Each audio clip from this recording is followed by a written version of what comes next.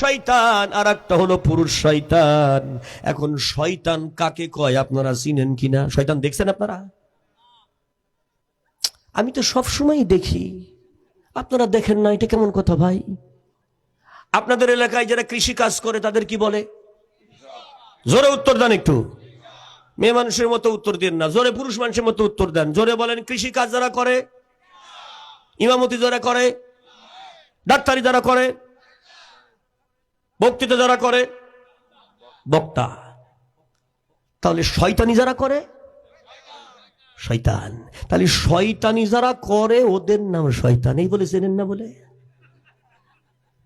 তাহলে সিটারি, বাটপারি, প্রতারণা, জালিয়াতি, অন্যায়, অপকর্ম, দুর্নীতি, চুরি, ডাকাতি, খুন, খারাপি, রাহাজানি, লম্পটগিরি, নারী হরণ, অপহরণ, দুর্নীতি, প্রতারণা, জালিয়াতি, লুটপাট, সিটপাট, এই সব যারা করে এই সব লোক আপনাদের এলাকায় নাই।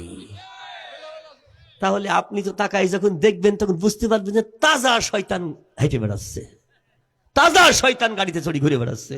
আর একবার বলেন ঠিক কিনা? হ্যাঁ। তাহলে শয়তানি যে করে তার নাম শয়তান, ডাক্তারি যে করে তার নাম ডাক্তার, জোরে বলে মাস্টারি যে করে তার নাম মাস্টার। জোরে বলেন ঠিক কিনা? যে যেটা করে সেই হিসাবে তার নামকরণ হয়। আর একবার বলেন ঠিক কিনা? প্রিয় হাজিরিন, আজান দেয় তার নাম কি?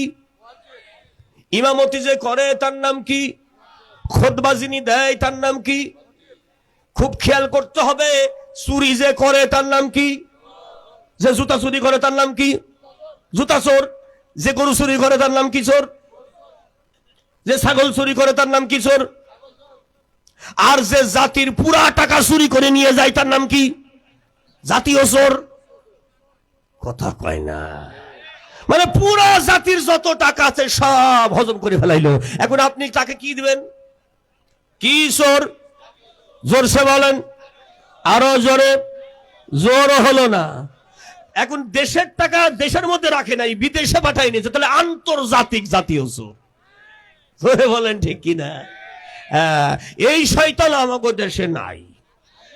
কথা কর না কে? আছে, কিছু আছে, আর কিছু ট্রান্সফার হয়ে চলে গেছে।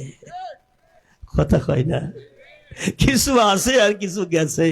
ধরে বলেন ঠিক কিনা? খারাপ লাগতেছে? তাহলে শয়তান কাকে বলে আপনারা বুঝলেন, শয়তানের হাত থেকে কেন বাঁচতে হবে সেটাও বুঝলেন।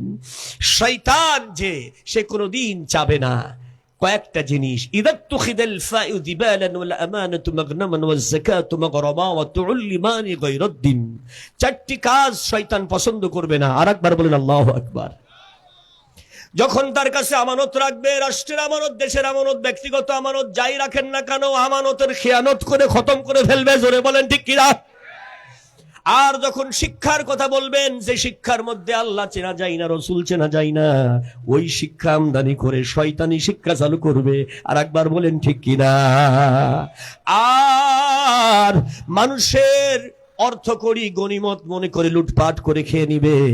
জোরে জোরে বলেন নাউজুবিল্লাহ। এবং অবিচার প্রতিষ্ঠা করবে না, এই বিচার পছন্দ করবে না। এই হলো শয়তানের বৈশিষ্ট্য। চিৎকার দিয়ে বলেন নাউজুবিল্লাহ। প্রিয় হাজিরিন, আল্লাহ রাব্বুল আলামিনের এই দুনিয়ায় শয়তান এজন্যই মূলত দুই প্রকার, জিনের মধ্যে শয়তান আর মানুষের মধ্যে শয়তান। আবার মানুষের মধ্যে দুই রকম, সেটা হলো মহিলা শয়তান আর পুরুষ শয়তান। আল্লাহ রাব্বুল আলামিন নারী শয়তানের ব্যাপারে বলতেছে, ইন্না কাইদাকুন্না আযীম।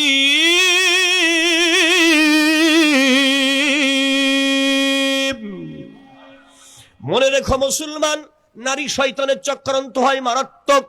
নারী শয়তানের চক্রান্তে যদি কোনো পুরুষ মানুষ পড়ে যায়, সে নিজেকে রক্ষা করা বড় দায়, তার জীবনটা ধ্বংসের মুখে চলে যাবে।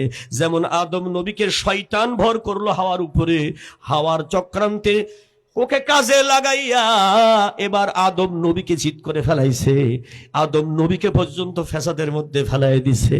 আপনি আমি নবী না, এজন্য আল্লাহ ছাড়া গতি নাই। আর একবার বলেন ঠিক কিনা ভাই? প্রিয় হাজিরিন, নারী শয়তানের চক্রান্ত হয় মারাত্মক, কিন্তু পুরুষ শয়তানকে মোটামুটি কন্ট্রোল করা যায়, ফাইট করলে তার সাথে পারা যায়, কিন্তু মহিলা শয়তান মৃত্যু পর্যন্ত যেখানেই যায় সেখানে বসেই শয়তানি করতে থাকে। এটাই হলো তার খাসলত। আর একবার বলেন নাউজুবিল্লাহ। আল্লাহ রাব্বুল আলামিন কোরআনে পাকে বলছেন, ফাকাতিলু আউলিয়া আশ-শাইতান ইন্না কাইদাশ শাইতানি কানা দাঈফা।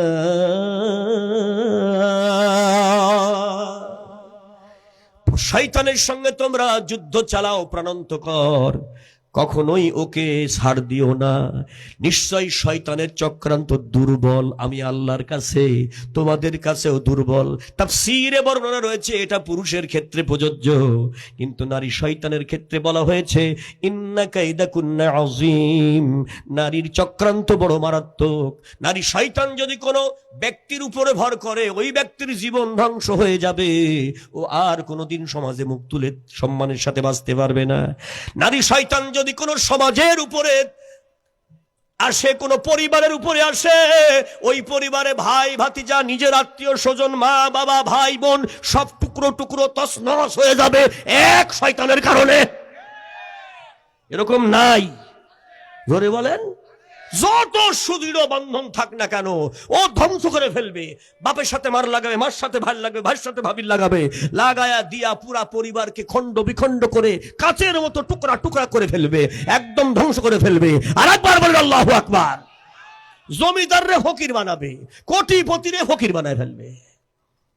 জোরে বলেন আল্লাহু আকবার। এরকম শয়তান আপনাদের এলাকায় নাই? জোরে বলেন আছে? বাপের সাথে খুব ভালো সম্পর্ক, যেই ছেলে বাপের মুখের দিকে তুলে কথা কয় না, শয়তান ঘাড়ে চাপার পরে ওই ছেলে বাপে কয় তুমি বেশি বোঝো। কারণ বিবিসি নিউজ প্রতি রাত্রি কানের মধ্যে শোনাই, ওই শুনাইতে শুনাইতে শুনাইতে শুনাইতে ছেলেটাও শয়তান হয়ে গেছে। যা, জোরে বলেন ঠিক কিনা? প্রিয় হাজেরিন, কোন নারী শয়তান যদি দেশের উপরে চেপে যায়, ওই দেশের সব কিছু চুরি কইরা বেচা দেয়, আর যা কিছু দেশে থাকে তা সব খাইয়া ফেলাই। কতক্ষণ না কে ব্রিজ খাইয়া ফেলাই, আস্ত ব্রিজ, রড, সিমেন্ট, কালভার্ট, সব রাস্তাঘাট সব খাইয়া ফেলাই, যা পাইতে খাইয়া ফেলাই। আছে না নাই? জোরে বলেন আছে না নাই? প্রিয় হাজেরিন, আমি সদরঘাট সেন্ট্রাল জামে মসজিদের খতিব আজকে 23 বছর। কয় বছর? খুবই কম দিন, তাই না? আমার সদরঘাট কেন্দ্রীয় মসজিদের সামনে দুই শয়তান ধরা পড়লো। একটা হলো আইনমন্ত্রী, আর একটা হলো দরবেশ বাবা। মাল ধরা খেয়েছে। কোন জায়গা ধরা খেয়েছে? সদরঘাটে। জোরে বলেন কোন জায়গা? সদরঘাটে। এখন নৌকা পার হয়ে, বুড়িগঙ্গা পার হয়ে চলে যাচ্ছে। এখন নৌকার মধ্যে অনেক লোকজন তো আছে, তারা বলতেছে হারামজাদা তুই বেআইন মন্ত্রী না? তোর কারণে আল্লামা সাইদি, তোর জবানের উল্টা ফতোয়ার কারণে আল্লামা সাইদির মতো নিষ্পাপ মানুষ জেলখানায় ঢুকছে। হারামজাদা তুই যাস কই? কলার ধরে নামাই নিয়ে এসছে। নাম না, যাস কই? এই নৌকা ঘুরা। আরে আল্লাহর বান্দা, নামাই নিয়ে এসে আল্লাহর বান্দারে, তোর কারণে আল্লাহর কত কোরআনের হাফেজ শাপলা চত্বরে মৃত্যুবরণ করেছে, শহীদ হয়েছে। তোর কারণে আল্লাহর বড় বড় আলেম রাসেল খান জেল খেটেছে। তুই সেই বেআইন মন্ত্রী, যত বেআইনি কাজ তুই করছিস দেশের মধ্যে। জোরে বলেন ঠিক কিনা? একে মুসলমান না শয়তান? তুই মিথ্যাবাদী, তুই মিথ্যা কথা বলে বলে আজকে আল্লামা সাইদির মতো মানুষ শহীদ হয়েছে, দুনিয়ার মধ্য থেকে চলে গেছে। তুই নেমে আয়, কলার ধরে সদরঘাটের টার্মিনালে নিয়ে এসে এবার মনে করেন এইটা চলতেছে। এটার নাম কি? বক্সিং। জোরে বলেন কি? আস্তে বলেন, আরো আস্তে, আরো আস্তে। বক্সিং মারতেছে কি একজন? গণধুলাই। কোন জায়গায় যে কে মারতেছে তার তো কোনো ঠিক নাই রে ভাই। গণধুলাই আরম্ভ হলে সিক্রেট জায়গায় দু একজন মারি দিতেছে। জোরে বলেন সুবহানাল্লাহ। আর একজন বলতেছে শয়তান পিটা বলতে হাতে কাজ হয় নাকি? লাঠি কোথায় রে? লাঠি নিয়ে আয়। নৌকার মধ্যে সাইজ করো গজারির লাঠি বাড়ি করে নিয়ে এসে পাত থেকে মাজা পর্যন্ত গোটা কয়েক বাড়ি যাই দিছে। তখন শয়তান কয় ও মা, ও মা, ও মা। আর একজন বলছে মা ডাকিস কেউ তো আগেই পালাইছে। আল্লাহ ডাক। আরে নাস্তিক কি আল্লাহকে চেনে? ও তো আল্লাহর সাথে কোনো সম্পর্ক না, নাস্তিক, আল্লাহকে মানেই না। জোরে বলেন ঠিক কিনা? ও মা, এইভাবে মা ডাকতেছে। কিছুক্ষণ যখন মায়ের বেশি হচ্ছে তখন বলেছে আমার খালি মারিস কে, দরবেশ বাবা নৌকার মধ্যে বসে আছে। একদম দরবেশের নাম সোজা বলে দিয়েছে। জনগণ বলছে ধর দরবেশ সে। কিন্তু যাওয়ার পরে মানুষ দাঁড়ায় গেছে, দরবেশ কই? ক্লিন শেভ করে একদম মস্টস দাড়ি টাড়ি ফেলাই দিয়া একদম মাইয়া লোক সেজে বসে আছে। আল্লাহরও একটা হিসাব আছে, কারণ লোকে দাড়ি ধইরা মারুক, নবীর সুন্নত ধইরা মারুক, এটা কিন্তু আল্লাহ চাই না। এই জন্য মায়ের খাওয়াবার আগে আল্লাহ সুন্নত থেকে কাটাত করে দেওয়াইছে। সুবহানাল্লাহ বলেন। আহারে আল্লাহর বান্দা, মাথায় গামছা পেঁচাইয়া ছিড়া গেঞ্জি গাই দিয়া লুঙ্গি পইরা বৈঠা বগলে নিয়ে একদম নৌকার মাথায় বসে আছে। জনগণের মধ্যে বলতেছে একজন নাটক শুরু করছো, তুই মনে করছিস তোরে চিনবো না, হারামজাদা দরবেশ নামিয়ে আয়। গামছা পেঁচায় আই নামায় নিয়ে এসা মনে করেন শুরু হয়েছে। এটা কি বলে? আরো বলেন, জোর হলো না, আর একবার। এইটা শুরু হয়েছে, জোরে বলেন আল্লাহু আকবার। আল্লাহ রাব্বুল আলামিন এখানে বলতেছেন তাবারাকাল্লাযী বিয়াদিহিল মুলক ওয়া হুয়া আলা কুল্লি শাইইন কাদির। অতীব বরকতশালী মহান সেই পবিত্র সত্তা, যার কুদরতি হাতের উপরে টোটাল মাখলুকাত সমূহ, জগৎ সমূহ সব আল্লাহর হাতের উপরে। তিনি সকল ক্ষমতার উপরে ক্ষমতাবান। বাংলাদেশের সবচাইতে সেরা ধনী বেক্সিমকো গ্রুপ অফ কোম্পানির মালিক, প্রাইম মিনিস্টার, প্রেসিডেন্ট, যার কথায় ওঠে আর বসে, বাংলাদেশের সবচাইতে বড় গ্রুপ অফ কোম্পানির মালিক সালমান এফ রহমানের মতো মানুষ সদর ঘাটের কুলি আর ঝাড়ুদারদের হাতে পিটান খাইতেছে। মহান আল্লাহ সর্বময় ক্ষমতার মালিক, এর চাইতে বড় প্রমাণ আর হতে পারে না। আরো জোরে বলেন ঠিক কিনা? এই জন্য আগামী দিনেও বড় যে যত বড়ই হোক, আল্লাহর কোরআনের বিরুদ্ধে, ইসলামের বিরুদ্ধে, আল্লাহর ইসলামের বিরুদ্ধে, আলেমদের বিরুদ্ধে এই জমিনে যারা ষড়যন্ত্র করবে তাদেরকেও ছাড় দেওয়া হবে না, ওদের বিচার হবে। ওরা জোরে বলেন ঠিক কিনা?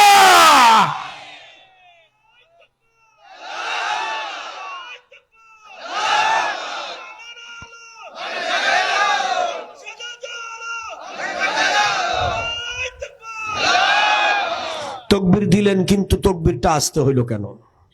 এ তো পুরুষ মানুষের তকবীর।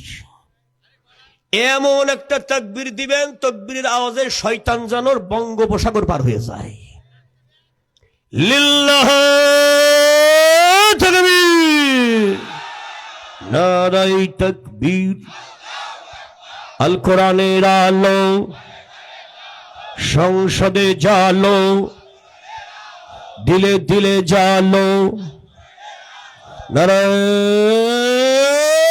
তাকবীর। খারাপ লাগছে? শুনুন, তাকবীর এমন এক ইবাদত, তাকবীর ছাড়া আল্লাহর পৃথিবীতে কোনো ইবাদত নেই, হবেই না। আপনি যদি আজান দিতে চান ইবাদতের জন্য কি বলবেন? বলুন। যদি আপনি ইকামত দিতে চান কি বলবেন? যদি আপনি নিয়ত বানতে চান কি বলবেন? যদি আপনি রুকু দিতে চান কি বলবেন? যদি সেজদা দিতে চান কি বলবেন? যদি আপনি জানাজার নামাজ পড়তে চান কি বলবেন? ঈদের নামাজ পড়তে চান কি বলবেন? যদি আপনি কুরবানি দিতে চান কি বলবেন? জিহাদের ময়দানে যদি যাইতে চান কি বলবেন? তাহলে আল্লাহু আকবার ছাড়া কোন ইবাদত আছে? তাহলে আল্লাহু আকবার এর মর্যাদাটা কতটুকু, ওয়েট কতটুকু বুঝেন। আল্লাহ রাব্বুল আলামিনের নবী বলেন, আল্লাহু আকবার বলবে যে ওলি রাব্বিকা ফাকাব্বির, এই রব্বিকা ফাকাব্বিরের তোমার রবের নামে তাকবীর দাও। এটার ব্যাখ্যা করতে গিয়া আল্লামা বুখারী রাহমাতুল্লাহ আলাইহি বর্ণনা করতেছেন, আহমিয়াতুল কোরআনের বাব খোলেন, খুব ভালো করে শুনুন। আল্লাহ রাব্বুল আলামিনের নবী সাল্লাল্লাহু আলাইহি সাল্লাম বলতেছেন, আমার আল্লাহ আল্লাহু আকবার বলবে যেই বান্দা, তাৎক্ষণিকভাবে আল্লাহর ওই বান্দা বান্দিকে আমার আল্লাহ চারটা নিয়ামত দান করবে। এক নাম্বার, আল্লাহর ওই বান্দার প্রতি আল্লাহ যদি বেজার হয়ে থাকে, আল্লাহ খুশি হয়ে যায়। দুই নাম্বার, আল্লাহর ওই বান্দার যদি নেকি না থাকে, আল্লাহ নিজে তার নেকি আমলনামায় পূর্ণ করে দেয়। তিন নাম্বার, তার যদি গুনাহ থাকে, গুনাহগুলো আল্লাহ নিজ হাতে মাফ করে দেয়। আল্লাহ রাব্বুল আলামিন তাকে এমন কলিজা দেয়, এমন ঈমান দেয়, শয়তান তাকে দেখে পালায়।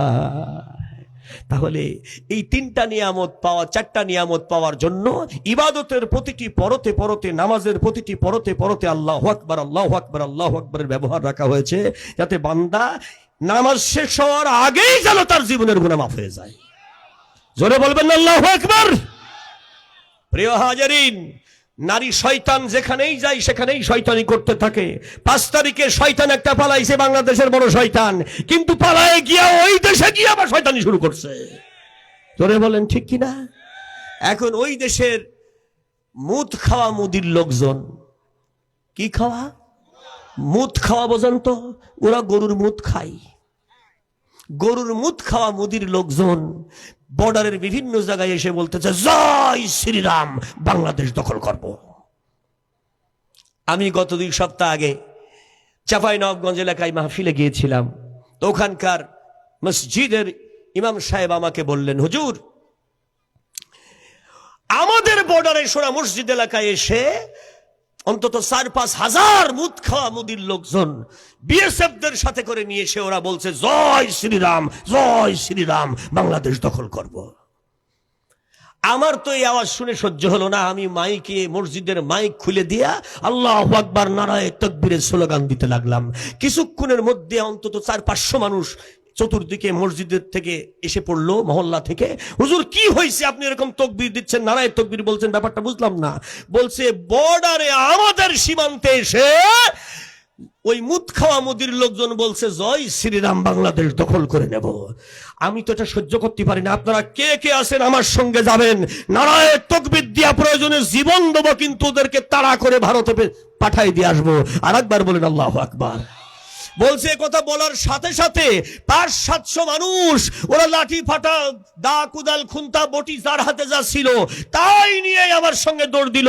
আর আমাদের বিডিআর জওয়ানরাও আমাদের সাথে দৌড় দিল। আমরা গিয়ে দেখলাম ওরা কয়েক হাজার।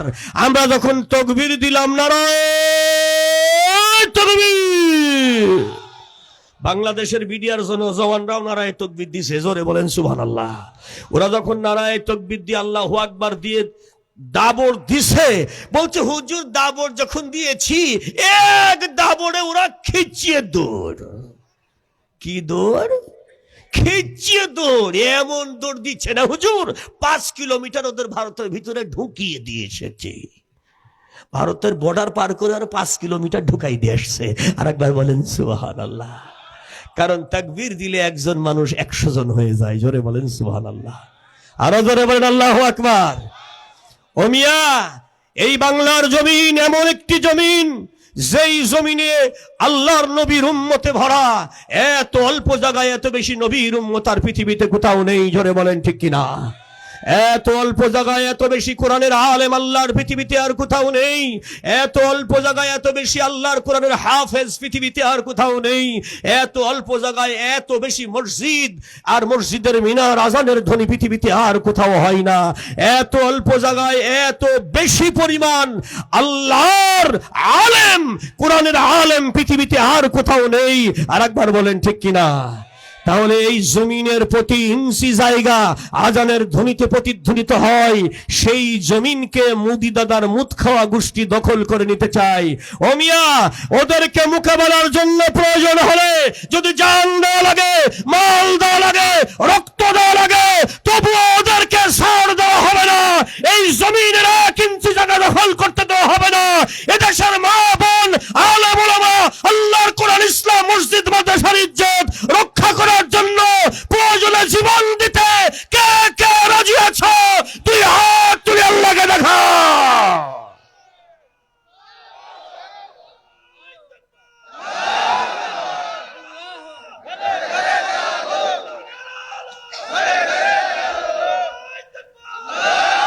আল্লাহ কবুল করেন, জোরে বলেন আমিন। কি বলেন, তাকবীর দিতে খারাপ লাগছে? একটু জোরে করে তাকবীর দেন, নারায়ে তাকবীর, নারায়ে তাকবীর। কোরআন আছে যেখানে, নবী আছে যেখানে, লিল্লাহি তাকবীর।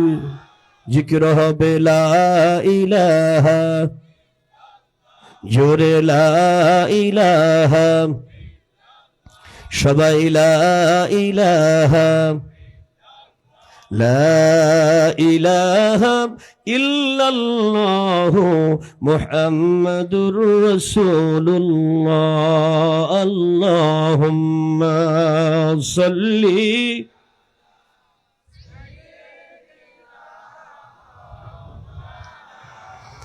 وعلى آل سيدنا مولانا। न दौलत की न शाही की न हूरो, क्या तलब मुझको न हूरो, क्या तलब मुझको। न सावर है रही है रहमती सदक़े मुहम्मद के।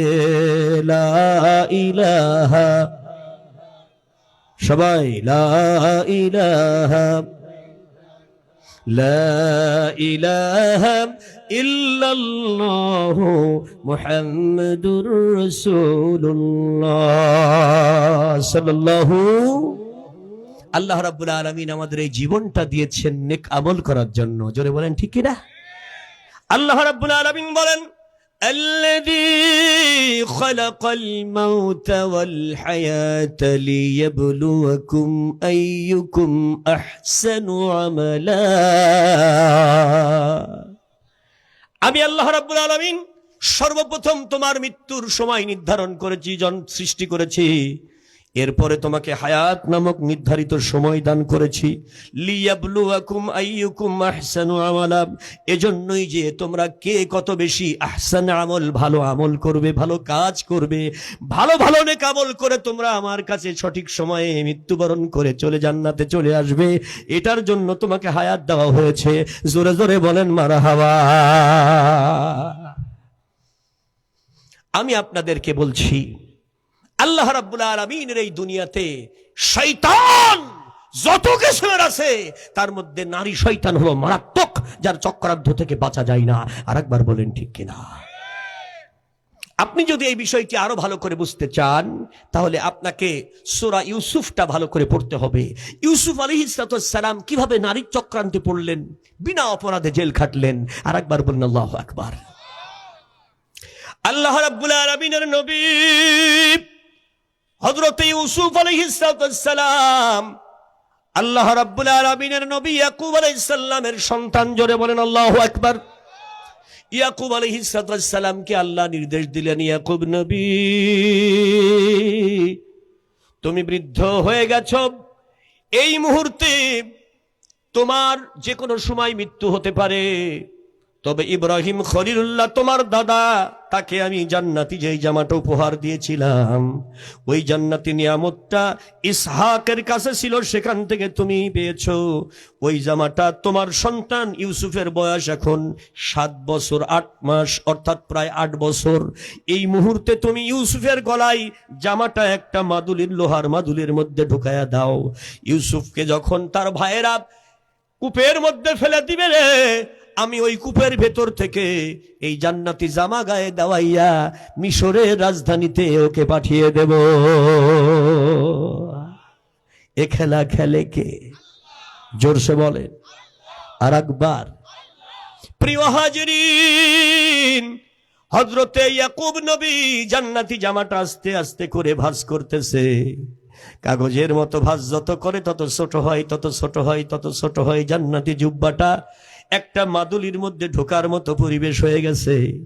আল্লাহ রাব্বুল আলামিনের নবী ইয়াকুব আলাইহিস সালাম লোহার একটা মাদুলির মধ্যে দিয়া লোহার একটা মালা গলার মধ্যে, চেন গলার মধ্যে দিয়া সুন্দর দেখা যাইতেছে, এইটার মধ্যে দিয়া উনি আটকায়া দিলেন।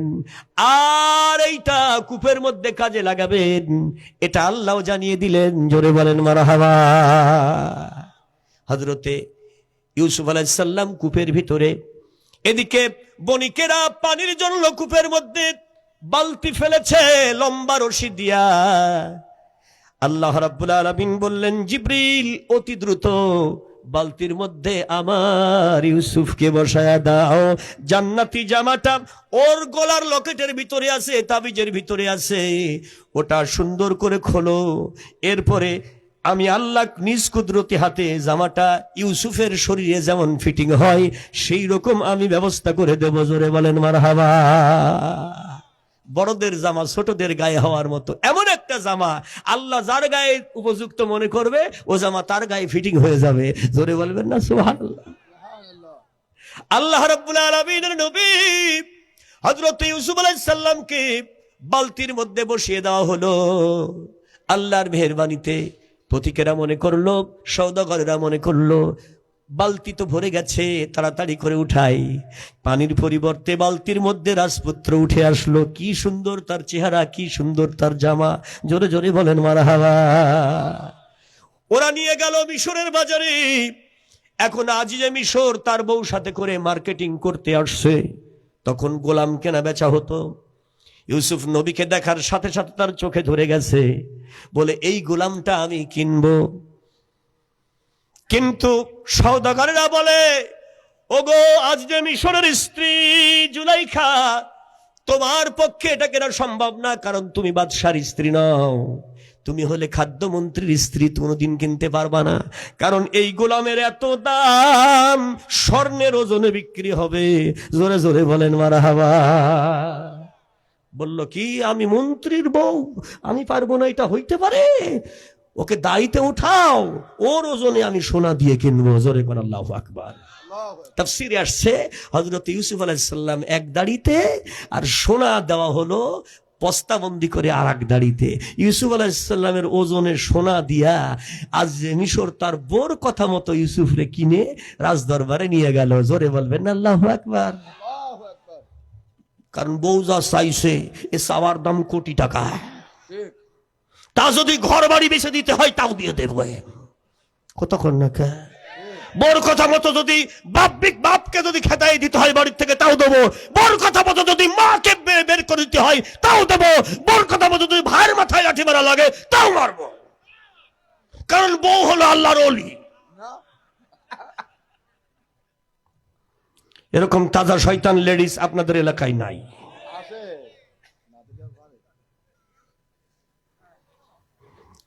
এ ওয়াজ চলবে না আপনাদের এলাকায়? চলবে। কি বলেন নাকি? চলবে না বন্ধ করে দেব? প্রিয় হাজিরিন, হযরত ইউসুফ আলাইহিস সালাম 8টি বছর রাজদরবারে কাজ করে, সত্য ছাড়া মিথ্যা বলে না। উনি যা বলেন ওটাই হয়ে যায়। এজন্য সকলের চোখে চোখে কি সুন্দর চেহারা, কি ভালো কথা তিনি বলেন, সবাই ইউসুফকে আদর করে। জোরে বলেন আল্লাহু আকবার। এই মহিলা ইউসুফ আলাইহিস সালামের বয়স তখন 8 দুগানি 16 বছর হয়ে গেছে। যুবক হয়েছে না হয় নাই? এখন যুবক যখন হয়েছে তখন অপেক্ষায় থাকে ওই নারী কোন সময় গোপন অভিসারে তাকে নিয়ে মনের জ্বালা মিটাবো। জোরে জোরে বলেন নাউজুবিল্লাহ। আহারে, কোনো একদিন আজিজে মিশর দূরে কোনো কাজে গেছে, ঠিক এই সুযোগে নিজের বান্দি দাসীদেরকে বলল, ইউসুফকে আমার ঘরে ডেকে নিয়ে আসো। মিশরের রাজপ্রাসাদের 4র্থ তলায় 7 নম্বর কামরা, 7টি দরজার ভিতরে যখন ইউসুফ আলাইহিস সালাম একান্ত বেডরুমে চলে গেছে, এবার জুলাইখা বলতেছে, বাইরের থেকে তোমরা লাগাও প্রতিটা দরজায় ডবল লোহার তালা, আমি মিটাবো আমার মনের জ্বালা। শুরু হয়ে গেল শয়তানির পালা। আর একবার বলেন নাউজুবিল্লাহ। হযরত ইউসুফ নবী একান্ত বেডরুমে, মন্ত্রী যাকে যেই জায়গায় বউ নিয়া শয় থাকে ঘুমাই, সেই জায়গায় সেই রুমের মধ্যে ঢুকে গেছে।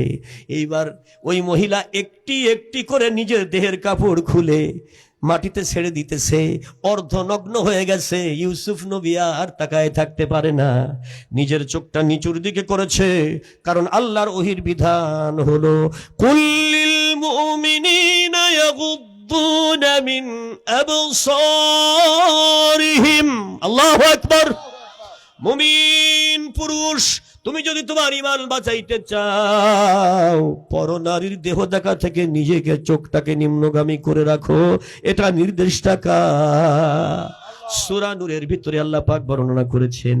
এজন্য ইউসুফ নবী চোখটা বন্ধ করে মাথাটা নিচুর দিকে আছেন। তিনি আল্লাহর নবী। জোরে বলেন আল্লাহু আকবার। আল্লাহ রাব্বুল আলামিনের নবীর চোখটা বন্ধ, কিন্তু তিনি দেখতেছেন কে যেন নূরের হরফে বারবার ওহির বিধান দেখাইতেছে। লা তাকরাবুজ জিনা, সাবধান, জিনার কাছে যাইও না।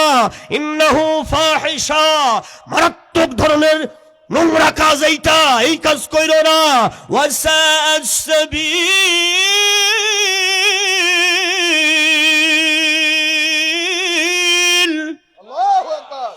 এটাই হলো মানবের, মানুষের ধ্বংসের রাস্তা। খবরদার, এই কাজের কাছে যাইও না। হঠাৎ করে ইউসুফ নবী ওই ঘরের মধ্যে দাঁড়াইয়া বাবা ইয়াকুব নবীর কণ্ঠ শুনতেছে। ইয়াকুব নবী কেনানে, ইউসুফ আলাইহিস সালাম মিশরে ১৫০০ মাইল দূর। আল্লাহু আকবার। বাতাস শুনাইতেছে বাবার কণ্ঠ। বাবা যেন বলতেছে, ওগো বাবা, আমার কলিজার টুকরার সন্তান, ৩ মিনিটের আনন্দের জন্য, আজীবনের জন্য জাহান্নামী হইও না, ঈমান নষ্ট করো না। বাবার কণ্ঠ শোনার সাথে সাথে আল্লাহর বান্দা শক্ত হয়ে গেছে। আর চোখ বন্ধ করলে ওহির বিধান যে মালিক আমার চোখের সামনে দেখাই রে, হৃদয়ের চোখে যে আমার ওহির বিধান দেখাই, সেই আল্লাহ আমার সাথে আছে। আমি তাওয়াক্কুল করলাম আল্লাহর উপরে। এই মিশরের রাজ দরবারের কারোর ক্ষমতা নাই আমার ইজ্জত নষ্ট করতে পারে, ঈমান নষ্ট করতে পারে। জোরে বলেন আল্লাহু আকবার। হযরতে ইউসুফ আলাইহিস সালাম সামনের দিকে তাকাইলেন, দেখতেছে এক টুকরা কাপড় দিয়া একটা পুতুলের মাথা জুলাইখা ঢেকে দিতেছে। জিজ্ঞেস করতেছে আল্লাহর বান্দা, এটা আপনি কি করেন? বলে, এই পুতুলকে আমরা ভগবান মানি। কি মানে? এই জন্য এই সময় আমরা শয়তানি করব, যদি ভগবান দেখে ফেলে তাহলে পার তো গুনাহ হয়ে যাবে। ওরে ইমানদার, ভগবান দেখে ফেললে গুনাহ হয়ে যাবে, তাই কাপড় দিয়ে ভগবানের চোখ ঢেকে দিল, যাতে ভগবান দেখতে না পারে। কি ভগবানের ভগবান দেখছেন? কাপড়ের ওই পাশে যাইতে পারে না। কিন্তু হযরত ইউসুফ নবী বলে, আমি এমন আল্লাহর প্রতি ইবাদত করি রে, যার নজর আসমান জমিনে কোন কোন জায়গায় ফাঁকি দেওয়া যায় না। জোরে জোরে বলেন, তিনি কে? ইন্নাল্লাহা লা ইয়াখফা আলাইহি শাইউন ফিল আরদ ওয়ালা ফিস সামা।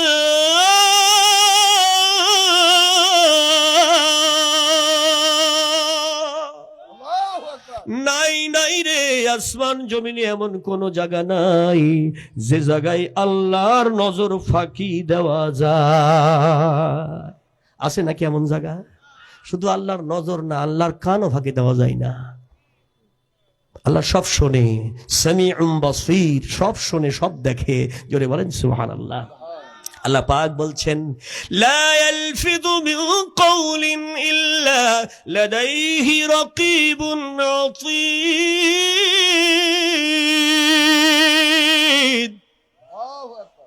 এমন কোন শব্দ বান্দার জবান থেকে উচ্চারিত হয় না যে শব্দটি তাৎক্ষণিকভাবে আমি আল্লাহ রেকর্ড করি না।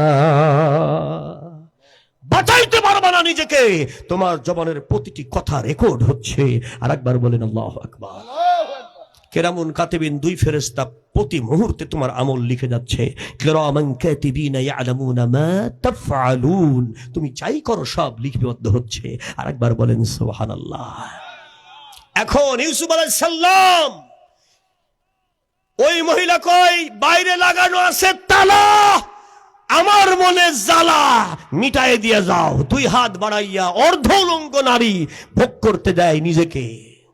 এসো, যুবক হযরত ইউসুফ আলাইহিস সালাম নারীর দিকে না তাকাইয়া পেছনে ঘুরে ব্যাক গিয়ারে দিছে দৌড়। জোরে বলেন আল্লাহু আকবার। আল্লাহ রাব্বুল আলামিনের উপরে তাওয়াক্কুল করেছে। জোরে বলেন তাওয়াক্কুল কার উপরে? একটা একটা দরজার কাছে ইউসুফ নবী পৌঁছায়, ঠাস ঠাস করে লোহার দরজার টুকরো হয়ে যায়। একটা একটা করে দরজার সামনে যায়, আর লোহার দরজা আল্লাহ ভেঙে টুকরা করে আলাদা করে দেয়। এভাবে 7টা দরজা ইউসুফ নবী যখন পার হয়ে গেল, পেছন দিক থেকে জুলাইখা থাবা দিয়ে বলে, দাঁড়া, আমার মনের জ্বালা মিটাই দিয়ে যা। আল্লাহর বান্দি এদিকে ফিরে তাকায়ও নাই, আল্লাহর বান্দা হযরত ইউসুফ নবী। কিন্তু ওই মিশরের খাদ্যমন্ত্রীর স্ত্রী জুলাইখা পেছন থেকে থাবা দিয়া তার দেহ ধরতে পারে নাই, কিন্তু জামা ছিঁড়ে ফেলেছে, পিঠে তার আঁচড়ে লাগাইয়া দিয়েছে। কিন্তু আল্লাহর বান্দা ব্রেক দেয় নাই, জামা যাই যাক, আমার ঈমান বেঁচে থাক। একদম সিঁড়ির গুড়ায় যখন এসে গেছে, তখন দেখতেছে আজ যে মিশর মন্ত্রী তার বোর ঘরে আসতেছে। আর একবার কোন আল্লাহু আকবার। দেখেন চক্রান্তটা কেমন। আজ মিশর বলে, এখানে লাফালাফি দৌড়াদৌড়ি কেন, কিসের কি হচ্ছে এখানে? সাথে সাথে ওই মহিলা ব্রেক দিয়া অর্ধনগ্ন অবস্থায় স্বামীর বুকে ঝাঁপায়া পড়ে কয়, ঠিক সময় মতো তুমি না এসে পড়লে এতক্ষণ আমার ইজ্জত নষ্ট করে ফেলাইতো। বলে, কে, কার ক্ষমতা আমার স্ত্রীর ইজ্জত নষ্ট করে? বলে, ওই ইউসুফ। ইউসুফ আমার ইজ্জত নষ্ট করতে চেয়েছিল। আচ্ছা বলেন, দুর্ঘটনা শয়তানি করে কে, আর দোষ চাপায় কার উপরে? একদম জায়গায় দাঁড়ায় চোখ উল্টায় ফেলাইলো। আর একবার বলেন আল্লাহু আকবার। আমার আল্লাহ এজন্যই বলেন, ইন্না কাইদাকুন্না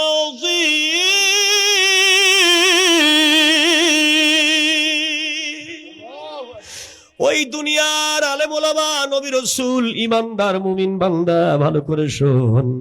নারীর চক্রান্ত বড় মারাত্মক, নারী শয়তানের চক্রান্ত বড় মারাত্মক। আবার আমার নবী বলেন, নবীদেরকে জন্ম দিয়েছি নারীর গর্ভে। আদ-দুনিয়াউ কুল্লুহা মাতাউন ওয়া খায়রু মাতা'id দুনিয়া ইমরাতুন সালিহা। এই দুনিয়ায় যত নিয়ামত আছে, সবচাইতে বড় নিয়ামত হলো সৎ চরিত্রবান মা। মা যদি চরিত্রবান হয়, এর চাইতে বড় নিয়ামত আল্লাহর পৃথিবীতে আর নাই। জোরে বলেন আল্লাহু আকবার। এজন্য মা আবার আরেক দিক থেকে পৃথিবীর সবচাইতে দামি সম্পদ। আরেকবার বলেন সুবহানাল্লাহ। এখন খুব খেয়াল করতে হবে আপনাকে, সোনার ভাইরা, বাবাজিরা, কথাগুলো খেয়াল করেন। হযরত ইউসুফ আলাইহিস সালাম নির্বাক হয়ে গেছে, তার জবানে কোনো কথা নেই। তাফসীরে কাবীরের বর্ণনা এসেছে, ওই বারান্দার মধ্যে একটা বান্দির বাচ্চা খেলা করছিল, দুলনার মধ্যে শুইয়া। বান্দি তার বাচ্চাকে দুলনায় শুয়া দিয়া রাজদরবারে কাজ করতেছে, প্রাসাদে ধোয়া মোছার কাজ করতেছে, পরিষ্কার পরিচ্ছন্ন তার কাজ করতেছে।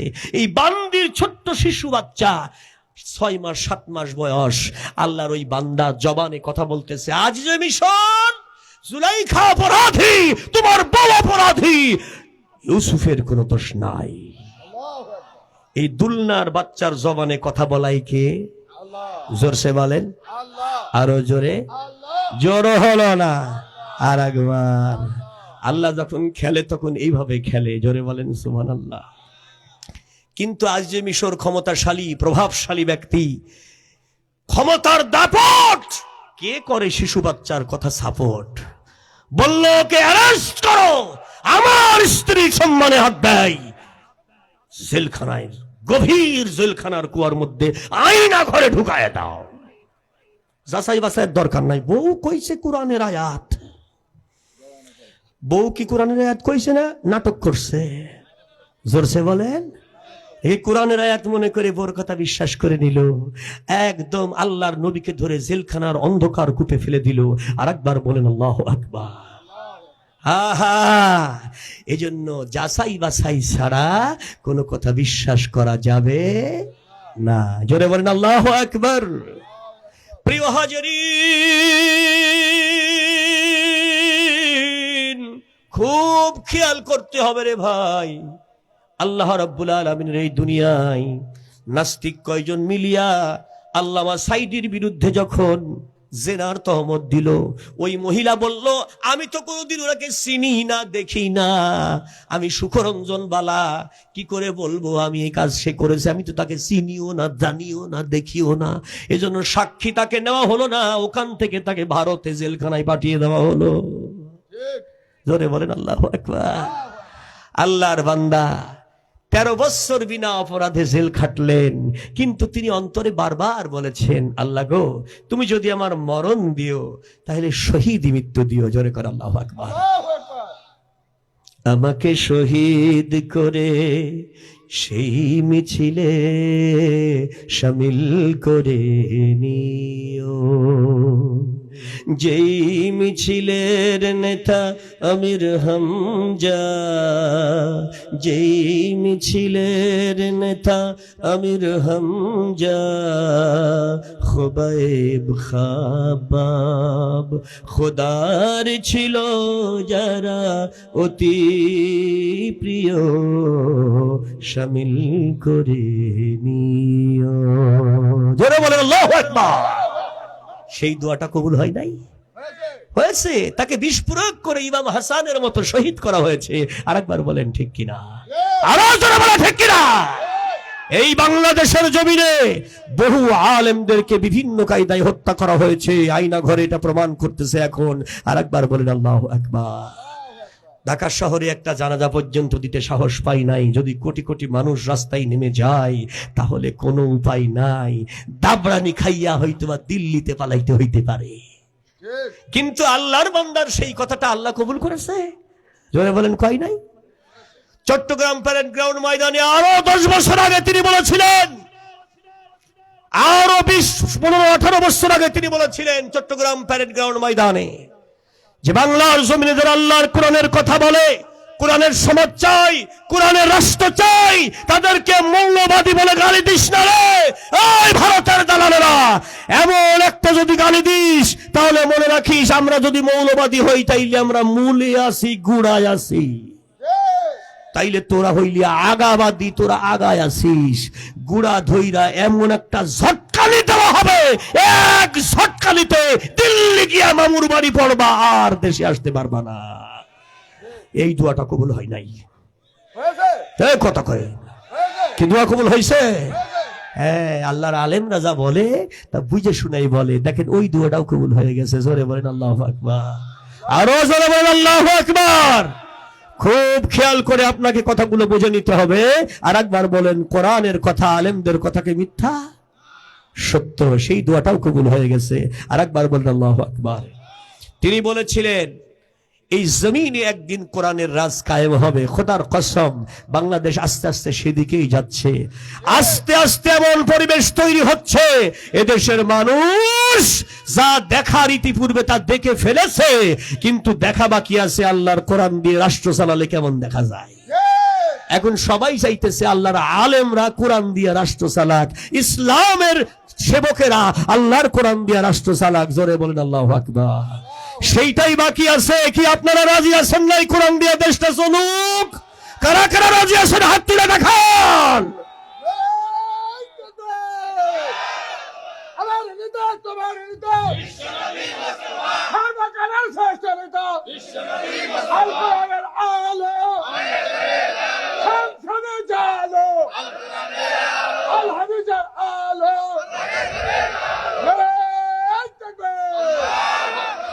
জিকির হবে লা ইলাহা, জোরে লা ইলাহা, লা ইলাহা ইল্লাল্লাহু মুহাম্মাদুর রাসূলুল্লাহ সাল্লাল্লাহু।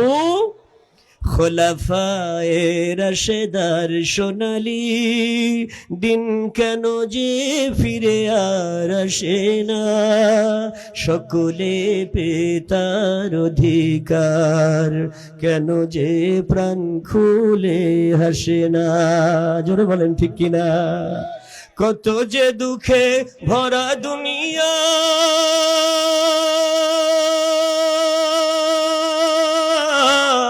আর যে পারি না সহিবার, ও জিও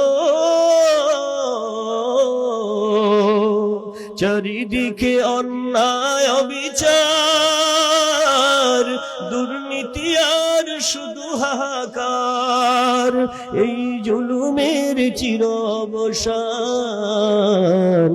কোনদিন আর কি হবে না। খোলাফায়ে রাশেদার সোনালী দিন কেন যে ফিরে আর আসে না, সকলে পেতার অধিকার কেন যে প্রাণ খুলে হাসে না। জোরে বলেন ঠিক কিনা? আল্লাহ রাব্বুল আলামিনের নবী হযরত ইউসুফ আলাইহিস সালাম জেলখানার অন্ধকার কূপের ভিতরে চারটি তাসবিহ জপতেছে আল্লাহকে লক্ষ্য করে। জোরে বলেন কয়টি? তাফসীরে কাবীরের বর্ণনার মধ্যে এসেছে আল্লাহর মৌলিক তাসবিহ হলো চারটা। জোরে বলেন কয়টা? সুবহানাল্লাহ, আলহামদুলিল্লাহ, লা ইলাহা ইল্লাল্লাহ, আল্লাহু আকবার।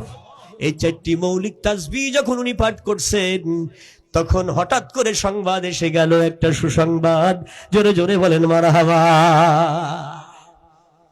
মিশরের খাদ্যমন্ত্রী, মিশরের মালিক, যিনি বাদশাহ, মালিক মিশর, তার কাছে গিয়ে বলে, আমার স্ত্রীর সম্মানহানির চেষ্টা করা হয়েছে, আমি ওই ছেলের ফাঁসি চাই, ওর মৃত্যু চাই। বলল লাফালাফি কইরা লাভ নাই, দেশে আইন আছে, আইন আদালত আছে, প্রধান বিচারপতির কাছে গিয়া বিচার দায়ের করেন, তদন্ত হবে, সাক্ষী হবে, তারপরে রায় হবে, রায় কার্যকর হবে। জোরে বলেন ঠিক কিনা? এবার হাকিমে মিশরের কাছে গিয়া বলে, আমার এই ইজ্জত হানির বিচার চাই, সম্মান হানির বিচার চাই।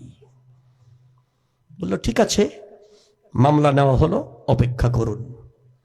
বললো আমি ফাঁসি চাই। বলে আপনি চাইতে পারেন, কি রাষ্ট্রে আইন আছে। আর একবার বলেন ঠিক কিনা? এখন আল্লাহর বান্দা হাকিমে মিশর সাক্ষীদেরকে ডাকলেন। সাক্ষীরা এসে হাজির হলো, দাসীবাদীরা।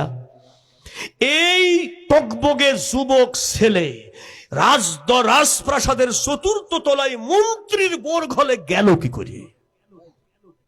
ওই জায়গা পর্যন্ত পৌঁছালো কি করে? এত জায়গায় পাহারাদার, এগুলোকে বাদ দিয়ে এই গোলাম কিভাবে মন্ত্রীর স্ত্রীর একান্ত শোবার ঘরে গেল কিভাবে? বলে আমাদেরকে ওই জুলাইখা নিজে বলেছে যে এই ছেলেকে ধরে নিয়ে সসম্মানে তার কামরা পর্যন্ত পৌঁছায় দিতে। বলে তারপরে কি বলেছে? বলে তারপর বলেছে যে প্রতিটা যতগুলো ঘর থাকবে 7 ঘরের বাইরের থেকে তালা লাগাই দিতে, ডবল ডবল, সিঙ্গেল লাগালে হবে না, ডবল তালা লাগাই দিছে। জোরে বলেন আল্লাহু আকবার। বলে বাইরের থেকে তালা লাগাইছে কে? বলে হুজুর আমি, আমার উপরে দায়িত্ব দিছে যে বাইরের থেকে তালা লাগাই দাও, কেউ যেন ঢুকতে না পারে, বাইরে লাগাও তালা, আমার মনে বড় জ্বালা। নাউজুবিল্লাহ কয়। আহারে, আজ যে মিশরের বউয়ের মনে জ্বালা, এই জ্বালা মিটার জন্য বাইরের থেকে দিয়ে দিতেছে তালা। এখন হযরত ইউসুফ আলাইহিস সালাম এই জায়গায় হাকিম যখন সাক্ষীদের সাক্ষী নিয়ে বলল, ইউসুফ অর্ধেক অপরাধ মাফ। জোরে কোন সুবহানাল্লাহ। এবার তদন্ত কমিটি যাও গিয়া জেলখানার অন্ধকার কুয়ার ভিতরে ইউসুফের শরীর পরীক্ষা করো। সে ব্যক্তিগতভাবে তাকে আমরা সৎ মানুষ জানি, নেক আমলকারী জানি, সত্যবাদী জানি, কিন্তু নারীর প্রলোভনে সে উল্টাপাল্টা কিছু করে ফেলতেও পারে। যে ভালো করে ওর শরীর পরীক্ষা করো, জামা কাপড় পরীক্ষা করো। আল্লাহর বান্দারা দল ধরে সেখানে গেল, তার দেহ তল্লাশি করা হলো, শরীরের এমন কোনো জায়গা নাই, তারা পরীক্ষা করে বলল যেমন সুন্দর তার চেহারা তেমন সুন্দর তার চরিত্র। কোনো প্রমাণ পাওয়া গেল না কোনো নারীর প্রতি কোনো দিন সে নারী স্পর্শ করেছে, তার কোনো প্রমাণ পাওয়া যায়নি। এমনকি তার শরীর পরীক্ষা করে দেখা গেল একজন নারীর আঙ্গুলের নখের আসর তার পিঠের লেগে আছে, তার জামার পিছনের দিকে ছেঁড়া। জোরে বলেন আল্লাহু আকবার। বিশাল ঘটনা, আমি সংক্ষেপে বলতেছি। নারীর চক্রান্ত কেমন হয়? আল্লাহ রাব্বুল আলামিনের বান্দারা তদন্ত করে তদন্ত রিপোর্ট জমা দিল। মিশরের হাকিম তদন্ত রিপোর্ট হাতে পাইয়া সঙ্গে সঙ্গে আজিজে মিশরকে জেরা করা শুরু করলো। আপনি কেমন পুরুষ মানুষ, একজন নারী কন্ট্রোল করতে পারেন না, আপনার বিবাহিত স্ত্রী অন্য পুরুষের গায়ে হাত মারে। তাহলে আপনি কেমন পুরুষ মানুষ? আপনি মন্ত্রী হয়ে বসে আছেন, আপনার মতো এরকম পুরুষত্বহীন পুরুষ তো মন্ত্রীর চেয়ারে বসা ঠিক না। যে বউকে কন্ট্রোলে রাখতে পারে না, তার আবার অন্য পুরুষের হাত মারা লাগে। কথা কন না কে? অন্য পুরুষ মানুষের গায়ে হাত মারা লাগে, নিশ্চয় আপনার উপরে সে সন্তুষ্ট না, যার জন্য তার অন্য পুরুষের দিকে সে হাত বাড়াইছে। ধরে বলেন ঠিক কিনা? যেই শিশু নিজের মায়ের দুধে যথেষ্ট, তার কি আর অন্য মায়ের দুধ ধার করে নিয়ে এসে খাওয়া লাগে? নিজের মায়ের দুধ খেয়ে অসমুর হয়ে যায়। জোরে বলেন ঠিক কিনা? তা তুমি কেমন পুরুষ যে তুমি একজন নারীকে, একটা নারীকে তুমি সন্তুষ্ট করতে পারো না? তার মানে তোমার পুরুষত্ব নাই, তুমি টাউট। তোমাকে হতে হবে এই দরবার থেকে আউট। তুই টাউট, তোর বউ টাউট, দুইটাই টাউট। এটার নাম হাকিমের বিচার। আর একবার বলেন আল্লাহু আকবার। প্রধান বিচারপতির রায় শুনে মিশরের বাদশা বলতেছে ঠিক ঠিক, তুই টাউট, তোর বউ টাউট। তোর বউ ডাইকি নিয়ে গেছে, ডাইকি নিয়ে যাওয়ার পরে নাটক করি আবার ওর উপরেই ধর্ষণের মামলা চাপায় দিছে। এই দিনের পর দিন, বছরের পর বছর আল্লাহর বান্দা জেল খাটতেছে। তুই টাউট, তোর বউ টাউট। টাউট এই মুহূর্তে হবে আউট। জোরে বলেন ঠিক কিনা? আমি বলবো টাউট, আপনারা বলবেন আউট। টাউট, আর একটু আসতে বলতেন। টাউট, টাউট, যে হবে টাউট সে হবে আউট। আর একবার বলেন ঠিক কিনা? দেখেন, আমাদের দেশের বাপের বেটি দিনের কাম রাতে সেরে ফেলাইল। এটা কি ভালো কাম না? টাউটবাজি। টাউটবাজি তো করলো, ভালো কথা। আমরা বুঝলাম যে টাউটবাজি কইরা 5 বছরের কম নামবে না, আবার 5 বছরের একটা। কিন্তু উনি বলছেন না, 41 সাল। আরে সর্বনাশ, তুই 5 বছরের জন্য টাউটবাজি করলি, ভালো কথা, সেটা মানুষজন বুঝলো যে এটা ফার্স্ট ক্লাস টাউটবাজি। কিন্তু এখন 41 সালের ঘোষণা দিলি, তার মানেটা কি? এটা হলো চরম ধৃষ্টতা, অহংকার, যে পৃথিবী বাংলাদেশের কোনো মানুষকে সে আর মানুষ মনে করে না। এদেশের কোনো মানুষকে তার প্রয়োজন নেই, তার মুখের ঘোষণাটাই সবাইকে মেনে নিতে হবে। আল্লাহ রাব্বুল আলামিন বলেন কোরআনে পাকে, অহংকার করো না। লা তামশি ফিল আরদি মারহা ইন্নাকা লান তাখরিকাল আরদা ওয়া লান তাবলুগাল জিবালা তুলা। আমি আল্লাহ রাব্বুল আলামিন বলি, শোন রে বান্দা, এই জমিন আমার, এই জমিনে খবরদার অহংকার করিস না। অহংকার করবি যেদিন ধরা খাবি সেদিন। আমি পাপীকে ছাড় দেই কিন্তু ছেড়ে দেই না। পাপিষ্ঠদেরকে আমি ছাড় দেই, তওবা করার জন্য ছাড় দেই। ফামাহিলিল কাফিরিনা আমহিলহুম রুয়াইদা। কাফেরদের আমি ছাড় দেই, অন্যায়কারীদের আমি ছাড় দেই, কিন্তু ছেড়ে দেই না। চূড়ান্ত হবে যখন মাত্র 5 বছরের জন্য নাটক কইরা, টাউটবাজি কইরা আইলা, ঘোষণা দিলা 41 সাল, তার মানে তোমার মনে হয় দেশটা বাবা। আল্লাহ বলছে আমার। জোরে বলেন জমিন কার? লিল্লাহি মা ফিস সামাওয়াতি ওয়া মা ফিল আরদ। আসমান জমিন যা আছে, এর মধ্যে যা আছে সব আমার। যখনই বলেছে 41 সাল, আল্লাহ বলল সেনাপ্রধান 45 মিনিটের মধ্যে ওকে দেশ ছাড়তে বল। ঘোষণা হয়ে গেল। আরে ভাই, সাল না, বছর না, মাস না, সপ্তাহ না, 1 ঘন্টাও না, 45 minute. Tout, out, tout, out. সবাই কয় না কা? Tout, out. মাত্র 45 মিনিট। উনি আবার ওর মধ্যে কইছে আমি জাতির উদ্দেশ্যে ভাষণ দেবো। বলে ভাষণ আর দিয়েন না, তাড়াতাড়ি ইট খোলা শুরু হয়েছে। যদি দেওয়াল ভাঙি ঢুকে পড়ে জনগণতে, কোন জায়গা মারবে আর কি দিয়ে মারবে তার কোনো ঠিক নাই। কিন্তু কোন জায়গা মারবে আর কি দিয়ে মারবে, কারণ জনগণের গণধুলাই এইটা ঠেকাতে পারবেন না। কতক্ষণ না তারাই মেরে ফেলবে একদম। কারণ লক্ষ কোটি জনগণ রাস্তায় নেমে গেছে, কোনো দলও নাই বলও নাই, এ আল্লাহর বাহিনী নেমে গেছে। জোরে বলেন আল্লাহু আকবার। আল্লাহর তয়রান আবাবিল পাখি যখন নেমে গেছে, তখন হস্তি বাহিনী কিটা আর আবরাহার বাদশা কিটা, ওই দেখার টাইম আছে নাকি? কিটা বাদশার কিটা সোলজার দেখার টাইম আছে? পিটাই একদম ধুলিস্যাৎ করে ফেলাইছে। সুবহানাল্লাহ বলেন। কারণ গণধুলাই শুরু হলে কি ডাকার মেয়ে, সেইটা দেখার কোনো টাইম থাকে না, আর কোন জায়গা মারবে তাও দেখার টাইম থাকে না। জোরে বলেন ঠিক কি না? সদরঘাটে যখন দরবেশ বাবাকে পিটাইতেছে আর আইনমন্ত্রীকে পিটাইতেছে, এক মুরব্বী মাজায় ঘাট দিয়ে একেবারে লাঠি ভর দিয়েছে, বলতো হরম দাদাকে মার, হরম দাদাকে। গালে দাঁত একটাও নাই, বলতো হরম দাদাকে মার, হরম দাদাকে। চাষা মানে লাঠি উঁচু করি ছাড়া লাঠি ছাড়া ভর দিয়ে হাঁটতে পারে, তারপরও গালে দাঁত নাই, তারপরে বলতে মার, হরম দাদাকে। তাহলে বলেন, এক মুরব্বী মানুষ ৮০-৯০ বছর বয়স, সে বলছে হারামজাদাকে মার, হারামজাদাকে। ও বলছে হারামজাদাকে মার। তাহলে যেসব যুবক ছেলে পেলে, লক্ষ লক্ষ ইয়াং ছেলে পেলে, স্কুল কলেজের ছেলে পেলে যদি ঢুকে পড়ে, তো কোন জায়গা মারবে আর কি দিয়ে মারবে তার কোনো ঠিক আছে নাকি? একইটাই জীবন শেষ। তোরে বলেন ঠিক না?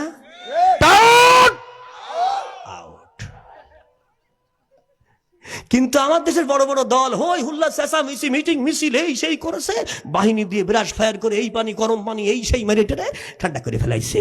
কিন্তু মনে রাখবেন, আল্লাহর মার দুনিয়ার। আল্লাহ টাইম দিল কয় মিনিট? ৪৫ মিনিট। তাও বেরিয়ে যা, দেশ থেকে বেরিয়ে যা। কারণ এই টাউটবাজি বাংলার জমিনে চলবে না। বহু আলেমরে মারছো, বহু ইমামরে মারছো, বহু ইমাম সাহেবকে মারছো। জোরে পড়েন আল্লাহু আকবার। প্রিয় হাজারিন, এই জন্যই বলি, এই জীবন কে দিয়েছে? আল্লাযী খালাকাল মাউত, আমি মৃত্যু সৃষ্টি করেছি আগে, ওয়াল হায়াত, তারপরে হায়াত দান করেছি পরে, লিয়াবলুয়াকুম আইয়ুকুম আহসানু আমালা। এজন্যই যে তোমরা এই হায়াতে জিন্দেগিটাকে নিয়ামত মনে করে মৃত্যুর আগে ভালো ভালো সুন্দর কাজ করে এই পৃথিবীর থেকে আমার জান্নাতে আসবে, এটাই আল্লাহর নিয়ত। আর একবার বলেন মারহাবা। আল্লাহর নিয়ত হইল আমরা কোরআনের আইন মানবো, নেক কাজ করব, আল্লাহর জান্নাত আমাদের জন্য রেডি আছে। আর একবার বলেন মারহাবা। জান্নাতে কে কে যেতে চাই ভাই? একবার হাত উঠাই। নারায়ে তাকবীর। আল কোরআনের আলো দিলে দিলে জালো, কোরআন আছে যেখানে, নারায়ে তাকবীর। এজন্যই এই জীবনের দাম নাই ভাই যদি অন্যায়ের বিরুদ্ধে রুখে না দাঁড়ায়। এজন্য একজন কবি বলে, কি হবে বেঁচে থেকে অযথা বিদ্যা শিখে, যদি না গড়তে পারো শোষণবিহীন সমাজটাকে। কি হবে বেঁচে থেকে অযথা বিদ্যা শিখে, যদি না গড়তে পারো শোষণবিহীন সমাজটাকে। কি হবে আলেম হয়ে ইমাম সেজে এই দেশেতে, কোরআনের সত্য কথা যদি না কও বুক ফুলিয়ে। কি হবে ইমাম হয়ে আলেম সেজে এই দেশেতে, কোরআনের সত্য কথা যদি না কও বুক ফুলিয়ে। চাকরির ভয় করো যদি ছেড়ে দাও ওই নগদি, কি হবে ধোকা দিয়ে আল্লাহকে। কি হবে বেঁচে থেকে অযথা বিদ্যা শিখে, যদি না গড়তে পারো শোষণবিহীন সমাজটাকে। কি হবে পুলিশ হয়ে আর্মি হয়ে এই দেশেতে, যদি না রুখতে পারো সীমাহীন দুর্নীতিকে। কি হবে পুলিশ হয়ে আর্মি হয়ে এই দেশেতে, যদি না রুখতে পারো সীমাহীন দুর্নীতিকে। চাকরির ভয় করো যদি ছেড়ে দাও ওই নগদি, চাকরির ভয় করো যদি ছেড়ে দাও ওই নগদি। কি হবে ধোকা দিয়ে দেশবাসীকে, কি হবে বেঁচে থেকে অযথা বিদ্যা শিখে, যদি না করতে পারো শোষণবিহীন সমাজটাকে। কি বলেন? খারাপ লাগছে কথা শুনে? হযরত ইউসুফ নবীর জেলখানায়, এদিকে রাজদরবারে ঘোষণা হলো এই আজিজে মিশর টাউট, ওর বউ ডবল টাউট, এই দুইটাকে রাজদরবার থেকে ঘাট ধরে করো আউট। আর একবার বলেন সুবহানাল্লাহ। এখন সে আজিজে মিশর নাই, আজিজে মিশরের বউ সেও আর নাই, তাদেরকে বের করে দেওয়া হলো। এইবার একটা মন্ত্রীর চেয়ার যখন খালি হয়ে গেছে, এমপি টেমপি যারা ছিল তারা চিন্তা করছে যাক অন্তত এই চেয়ারে আমি হয়তো বসবো। কতক্ষণ না এরকম একটা আশা ভরসা থাকে না মানুষের। কিন্তু হাকিমে মিশর বলে, ওগো মালিকে মিশর, মিশরের বাদশা, আপনি বলুন এই মন্ত্রীর চেয়ারে কে বসবে? খাদ্যমন্ত্রীর চেয়ারে। আল্লাহর বান্দা মালিকে মিশর বলে, এমন সত্যবাদী, এমন সুন্দর, এমন চরিত্রবান মানুষ মিশরে আর একটাও নাই। ইউসুফের চরিত্রের মধ্যে যা দেখা যায়। হাকিম, আমি হুকুম করলাম মিশরের বাদশা হইয়া জেলখানার অন্ধকার প্রকোষ্ঠ থেকে এই মুহূর্তে ইউসুফকে বের করে আনো। ওই যুবক চরিত্রবান, যে একান্ত অভিসারে নগ্ন নারী পাওয়ার পরেও, যুবক হওয়ার পরেও ঈমান রক্ষা করে, সেই বান্দার মতো চরিত্রবান মানুষগুলো মিশরের জন্য দরকার। ওরাই হবে আগামী দিন মিশরের সরকার। যারা বলেন আল্লাহু আকবার। এজন্য চরিত্রবান মানুষদেরকে, ঈমানদার মানুষদের বাংলাদেশের সরকারে দরকার। বদমাইশ দিয়ে আর দেশ চালালে সুন্দর হবে না। আরেকবার বলেন ঠিক কিনা? এজন্য চরিত্রবান মানুষ লাগবে। আরেকবার বলেন আল্লাহু আকবার। হযরত ইউসুফ নবী কিছুই জানে না রে। আল্লাহর নবী ইউসুফ আলাইহিস সালাতু ওয়াস সালামকে মন্ত্রীর প্রটোকল দিয়া জেলখানার থেকে বের করিয়া, মন্ত্রীর মুকুট পরাইয়া, মন্ত্রী সাজে সজ্জিত করে, সুন্দর করে তাকে, আল্লাহর বান্দাকে মিশরের খাদ্যমন্ত্রীর চেয়ারে সম্ভাষণ দিয়া, স্বাগতম জানাইয়া, সুন্দর করে সম্মান জানাইয়া তাকে বসিয়ে দেওয়া হলো। জোরে জোরে বলেন মারহাবা। অবশ্য পরবর্তীতে জুলাইখা যখন ঈমান আনলো, পরবর্তীতে তওবা করলো, পরবর্তীতে ইউসুফ আলাইহিস সালামের সঙ্গে তার বিবাহ আল্লাহ দিয়ে দিয়েছিল। জোরে বলেন সুবহানাল্লাহ। তো বিয়ে আপনারা খেয়ে বাড়ি যাবেন না না খেয়ে যাবেন? কথা হয় না। বিয়ে খেয়ে যাবেন? কি সর্বনাশা কথা! রাত বেশি দেরি হয়ে যাবে না? হ্যাঁ, আরেকজন বলছে বিয়ে না খেয়ে যাবে না বলে।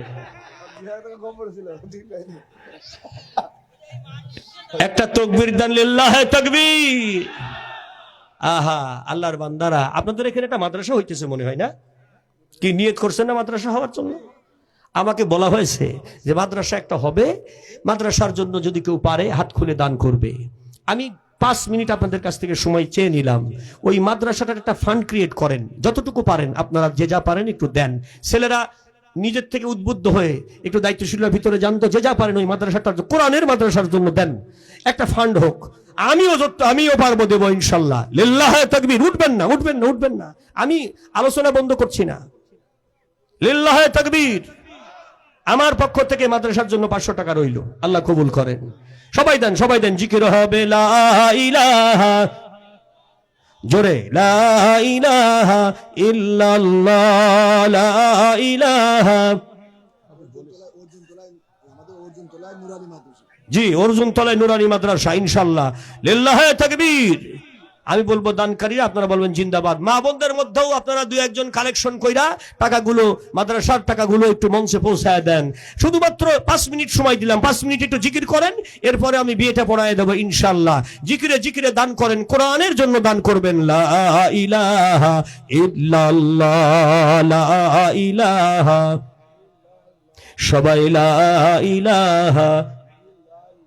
যার দিলে আছে আল্লাহর ভয়, যার দিলে আছে আল্লাহর ভয়, আল্লাহ আল্লাহ সব সময়। আহার নিদ্রা ভালো লাগে না, আহার নিদ্রা ভালো লাগে না, ভালো লাগে এক আল্লাহ, লা ইলাহা ইল্লাল্লাহ, লা ইলাহা। জবানে লা ইলাহা লা ইলাহা ইল্লাল্লাহু মুহাম্মাদুর রাসূলুল্লাহ। আমি বলবো দানকারীরা, আপনারা বলবেন জিন্দাবাদ, নারায়ে তাকবীর। দানকারীরা, দানকারীরা, ভাইজানেরা, ভাইজানেরা, মা বোনেরা, মা বোনেরা, লিল্লাহি তাকবীর। আলহামদুলিল্লাহ, কালেকশন শেষ, আপনারা বসেন, আর কথা নাই। খুব দ্রুত এক্ষুনি আমার কথা আলোচনা শুরু হয়ে যাবে, একজনও নড়াচড়া করবেন না। হযরত ইউসুফ আলাইহিস সালাম 8টি বছর দায়িত্ব পালন করলেন, আরো 8 বছর ওই দায়িত্ব এক্সটেনশন করা হলো, মোট 16 বছর। হযরত ইউসুফ আলাইহিস সালামকে যখন রাজকীয় দায়িত্ব দেওয়া হয়, খাদ্যমন্ত্রীর দায়িত্ব দেওয়া হয় বাদশার পক্ষ থেকে, তখন তার বয়স 16 বছর। জোরে বলেন কয় বছর? এবার আরো 16 বছর তিনি রাষ্ট্রীয় দায়িত্ব পালন করলেন, তাহলে এখন বয়স কত? 32 বছর। জোরে বলেন না আল্লাহু আকবার। 32 বছর বয়স হযরত ইউসুফ নবী।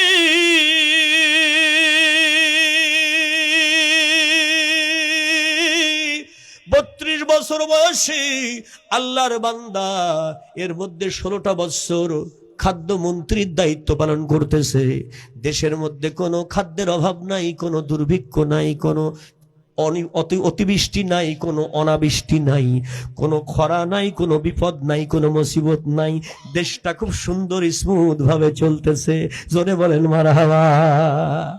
প্রিয় হাজিরিন, আল্লাহ রাব্বুল আলামিনের নবী একদিন একটা মিশরের পাহাড়ের পাশ দিয়া সরু একটা রাস্তার ভিতর দিয়া ঘোড়া দাবড়াইয়া রাষ্ট্রীয় কাজ সেরে রাজদরবারে ফিরতেছে ইউসুফ নবী। হঠাৎ করে দেখতে পেল পাহাড়ের সেই সরু রাস্তার পাদদেশে খেজুর পাতার তৈরি করা একটা ঝুপড়ির ভিতরে আল্লাহর একজন বান্দি বৃদ্ধা মহিলা, চুলগুলো পাকা, শরীরের চামড়াগুলো কুঁচকে গেছে, বিধ্বস্ত চেহারা, তাকে চেনা যায় না, নোংরা ময়লা কাপড় তার পরনে, কিন্তু জবানে শুধু বলতেছে ইউসুফ, ইউসুফ, ইউসুফ, ইউসুফ, ইউসুফ, ইউসুফ, ইউসুফ, ইউসুফ। এই বলে বলে আল্লাহর বান্দা বারবার ইউসুফের নাম জপতেছে। আল্লাহু আকবার। হযরত ইউসুফ নবী লাগামে টান দিয়েছে ঘোড়ার জায়গায়, ঘোড়া ব্রেক করে দাঁড়িয়েছে। ইউসুফ নবী ঘোড়ার পিঠ থেকে নেমে তাকিয়ে দেখে চেনা যায় না আল্লাহর কোন বান্দি। আবার উনি ঘোড়ার পিঠে উঠলেন, রাজদরবারে পৌঁছাইলেন, রাজকীয় কর্মচারীদেরকে বললেন একটি ঘোড়ার গাড়ি নিয়ে অতি দ্রুত ওই পাহাড়ের কিনারায় যাও, খেজুর পাতার ঝুপড়ির ভিতরে আল্লাহর একজন বান্দি আল্লাহর নামের পরিবর্তে ইউসুফ ইউসুফ জপতেছে রে, ওই বান্দিকে আমার সামনে নিয়ে আসো, আমি তার সঙ্গে একান্ত সাক্ষাৎ করতে চাই। আল্লাহর বান্দি কেন আমার নাম জপতেছে জানতে চাই। সম্মান করে নিয়ে আসবে আল্লাহর বান্দা, সম্মান দিবে, মানুষকে সম্মান দিয়ে চলে আনবে।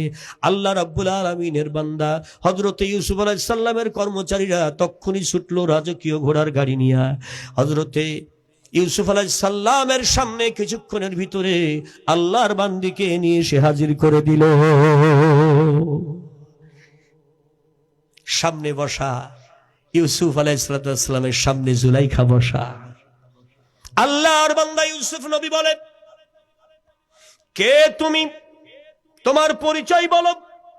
আল্লাহর বান্দি মুস্কি একটা হাসি দিয়ে বলতেছে, যার সবকিছু হারাইয়া যায় তাকে তো চেনা নাহি যায়, যার সব হারিয়ে যায় তাকে কেউ চিনতে পারে না। এবার আল্লাহর বান্দি একথা বলার সাথে সাথে ইউসুফ আলাইহিস সালাম বলছেন, তুমি কি আমাকে চেনো? আমার নামটা কেন জবানে তুমি বলো। ইউসুফ আলাইহিস সালামের কথা শুনে আল্লাহর বান্দি আবারও মুস্কি হেসে বলে, যে সবকিছু পেয়ে যায় তার পেছনের কথা মনে থাকা দায়। যে সব পেয়ে গেছে তার পেছনের কথা মনে থাকার কথা না। আর একবার বলেন আল্লাহু আকবার। রাজদরবারে হাজারো মানুষ, এই হাজারো মানুষের মধ্যে আল্লাহর বান্দা যারা ছিলেন মুরব্বী, বয়োজ্যেষ্ঠ, দাড়ি পাকা, চুল পাকা, ভুরু পাকা, আল্লাহর ওই বান্দাদের তো অভিজ্ঞতা আছে, জোরে বলেন আছে না? মুরব্বীদের জ্ঞান সবচাইতে বেশি হয়। আর একবার বলেন আল্লাহু আকবার। মুরব্বীদের জ্ঞান সবচেয়ে বেশি, কারণ তাদের অভিজ্ঞতার সামনে যুবকরা কিছুই না। আর একবার বলেন ঠিক কিনা? যতই যুবকের গায়ে শক্তি থাক, কিন্তু জ্ঞান আর ব্রেন আর বুদ্ধি বিবেচনা অভিজ্ঞতার জ্ঞান এটা মুরব্বীদের ছাড়া আর কারোর থাকে না। আর একবার বলেন ঠিক কিনা? এই মুরব্বীদের মধ্যে একজন বুঝতে পেরেছে, বলল, তোমার কথা হিসাব করে বুঝলাম তুমি সেই আজিজে মিশরের বউ জুলাইখা ছাড়া আর কেউ না। ধরা পড়ে গেছে। বলে, তাহলে তুমি সেই জুলাইখা? বলে, জি। তোমার এই অবস্থা দেখে তো আমার বড়ই খারাপ লাগছে। তবে কথা হলো যে তুমি ইউসুফ ইউসুফ বলো কেন? এই প্রশ্নটার উত্তর দাও। বলে, ইউসুফ এর কারণে আমি আমার সম্মান হারিয়েছি, ইউসুফের কারণে আমি আমার পদ হারিয়েছি, ইউসুফের কারণে আমার স্বামী হারাইছি, ইউসুফের কারণে আমার সংসার ভেঙে গেছে, ইউসুফের কারণে আমি সর্বশান্ত হয়েছি। আবার ওই ইউসুফের কারণে ঈমান কাকে বলে ওইটা শিখেছি ইউসুফের কাছ থেকে। পাপের কর্ম না করে ঈমানের উপরে দাঁড়াইলে কত সম্মান পাওয়া যায় সেটাও আমি শিখেছি। এই জন্য যে ইউসুফ আমার জীবন পাল্টিয়ে দিয়েছে, আমি সেই ইউসুফের আল্লাহকে চিনেছি ইউসুফের মাধ্যমে। এজন্যই সবসময় আমি ইউসুফ ইউসুফ করি, যাতে ইউসুফের কারণে আমি আল্লাহর জান্নাতে যেতে পারি। আর একবার বলেন মারহাবা। কিন্তু রাজ দরবারের মধ্যে কিছু কাফের, বেঈমান, মুশরিক, পুতুল পূজারী, অগ্নি পূজারী, সূর্য পূজারী এগুলো ছিল। তারা তখন একটা সুযোগ ধরলো, ইউসুফ তুমি বলো, তুমি বলে আল্লাহর নবী, তোমার আল্লাহ বলে সব ক্ষমতার মালিক, তাহলে আজকে একটা তুমি আমাদের প্রস্তাবটা মেনে নাও। যদি তুমি এইটা দেখাইতে পারো, আমরা আর কাফের রইব না, আমরা তোমার আল্লাহর প্রতি ঈমান আনবো। কথা পাকাপাকি দিলাম। বলে, কি দেখতে চাও? বলে, আগে জুলাইখা যেমন ছিল তোমার আল্লাহকে বলো তেমন করে দিতে। সুবহানাল্লাহ বলবেন না? আল্লাহু আলা কুল্লি শাইইন কাদির।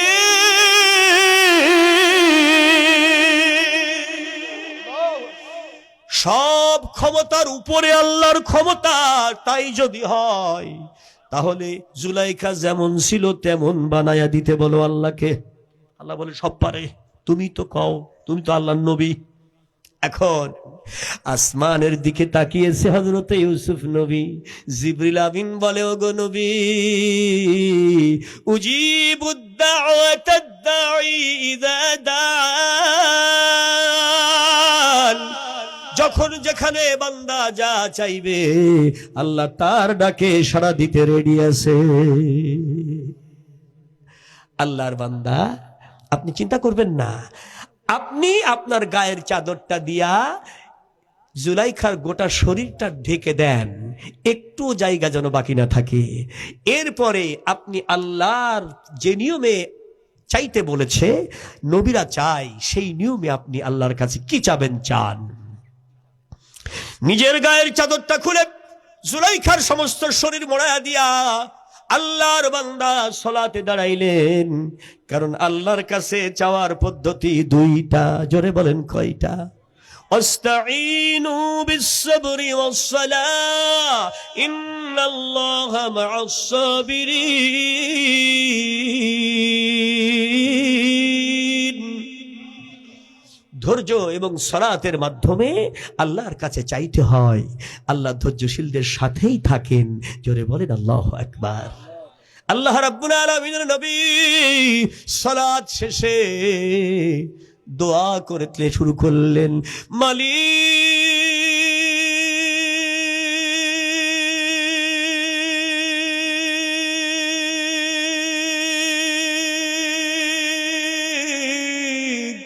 একটিবারের জন্য যে রহমত দিয়া তুমি ইব্রাহিম নবীকে আগুনের মধ্য থেকে বাঁচাইলা, যেই রহমত দিয়া ইউনুস নবীকে মাছের পেট থেকে মহাসমুদ্রের তল থেকে বাঁচাইলা, সেই রহমত একটুখানি তুমি আমারে দাও।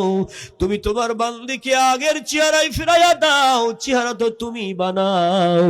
জোরে জোরে বলেন, আমার আপনার চেহারা কে গড়েছে? والذي يصوركم في الأرحام كيف يشاء।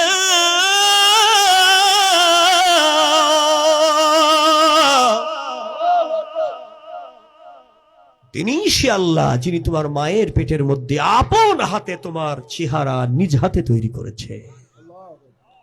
যেহেতু তাফসীর, এজন্য প্রত্যেকটা কথার আগে আমি দলিল দিয়ে কোরআনের আয়াত দিয়ে বলার চেষ্টা করেছি, হাদিসের কাছে যাই নাই। আরেকবার বলেন আল্লাহু আকবার। আল্লাহ রাব্বুল আলামিনের বান্দা দোয়া করতেছেন, দোয়া শেষে এবার তিনি তাসবিহ 4টা শুরু করলেন, সুবহানাল্লাহ, আলহামদুলিল্লাহ, লা ইলাহা ইল্লাল্লাহ, আল্লাহু আকবার। 4 তাসবিহ পড়তে পড়তে টাইম পাস করতেছে, আল্লাহ তার রহমতের খেলা খেলতেছে, জোরে বলেন মারহাবা। হঠাৎ করে জিবরিল আমিন হযরতে ইউসুফ নবীর সামনে এসে বলে, ওগো নবী, আল্লাহ তোমার দোয়া কমপ্লিট করে দিয়েছে, এবার আস্তে করে চাদরটা সরাইয়া দাও, তারপরে রহমত দেখতে পাবে, জোরে বলেন মারহাবা।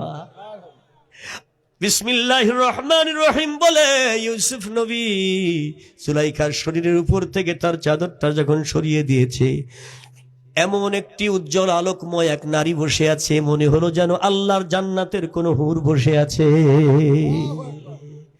এমন অপরূপ সুন্দরী নারী মিশরের মানুষ কোনোদিন চোখে দেখে নাই। এই জুলাইখা যেমন ছিল তার থেকে 10 গুণ বেশি সৌন্দর্য আল্লাহ দান করেছে। কে দিয়েছে? মান জাআ বিল হাসানা ফালাহু আশরু আমসালিহা। আল্লাহর কোরআনের বর্ণনা, আল্লাহর বান্দা যদি কোনো নেক আমল করে আল্লাহ তাকে 10 গুণ বাড়ায়া দেয়। জোরে বলবেন না সুবহানাল্লাহ। কয় গুণ বাড়ায়া দেয়?